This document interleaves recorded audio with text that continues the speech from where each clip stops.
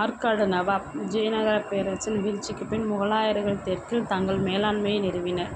கர்நாடகாவில் நவாப் முகலாயர்களின் பிரதிநிதியாக செயல்பட்டார்.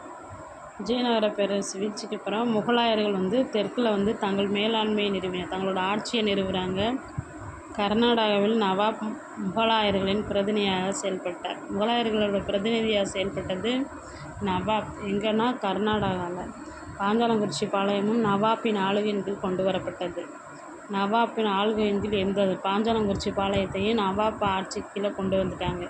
எனவே அது நவாப்பிற்கு கப்பம் கட்ட பணிக்கப்பட்டது. ஆனால் 1792 ஏற்பட்ட கர்நாடக உடன்படிக்கை அரசியல் நிலைமைகளை முற்றிலும் மாற்றியது.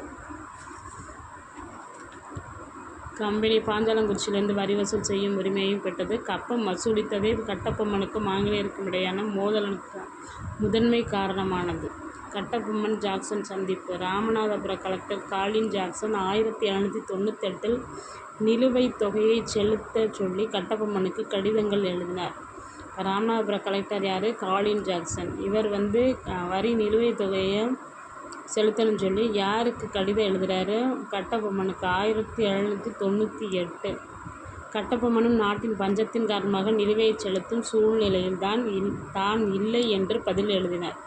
இப்போதைக்கு இந்த வரியை எங்களால் செலுத்த முடியாதுன்னு, பஞ்சம் ஏற்பட்டிருக்குன்னு பதில் எழுதுகிறாரு காலின் ஜாக்சனுக்கு. எனவே கோபமடைந்த ஜாக்சன் கட்டபொம்மனை தண்டிக்க ஒரு படையை அனுப்ப முடிவு செய்தார். இருப்பினும் சென்னை அரசாங்கம் கட்டபொம்மனுக்கு அழைப்பு அனுப்பி ராமநாதபுரத்தில் ஒரு கலந்துரையாடலுக்கு ஏற்பாடு செய்யும்படி கலெக்டருக்கு வழிகாட்டியது. 1798 கட்டபொம்மன் தனது அமைச்சர் சிவசுப்பிரமணியத்துடன் ராமநாதபுரத்தில் கலெக்டரை சந்தித்தார். 1080 பக்கோடா பாக்கியை தவிர பெரும்பாலான வரியை கட்டபொம்மன் செலுத்திவிட்டதை கணக்குகள் சரிபார்த்ததுக்கு பின் அறிந்த ஜாக்சன் சமாதானம் அடைந்தார். கட்டபொம்மன் எப்போ சரணடைகிறான்னா 1798 ஜாக்சன் கிட்ட போய் சரணடைகிறாரு. அப்போ 1080 பக்கோடா தான் இன்னும் வரி செலுத்த வேண்டியிருக்கு, மற்ற வரியெல்லாம் செலுத்திட்டாருன்னு சொல்லி கணக்கை சரிபார்த்த பின்னாடி ஜாக்சன் சமாதானம் அடைகிறாரு. இந்த சந்திப்பின் பொழுது கட்டபொம்மனும் அவரது அமைச்சர் சிவசுப்பிரமணியமும் ஜாக்சனை முன் 3 மணி நேரம் நிற்க வைக்கப்பட்டனர். கலெக்டர் கட்டபொம்மனையும் அவரது அமைச்சரையும் அவமானப்படுத்தி கைது செய்ய முயற்சி செய்தார். கட்டபொம்மன் தனது அமைச்சருடன் தப்பிக்க முயன்றார். உடனே ஊமைத்துரை தனது வீரர்களுடன் கோட்டைக்குள் நுழைந்து கட்டபொம்மன் தப்பிக்க உதவி செய்தார். ஆனால் துரதிர்ஷ்டவசமாக சிவசுப்பிரமணியம் கைது செய்யப்பட்டார்.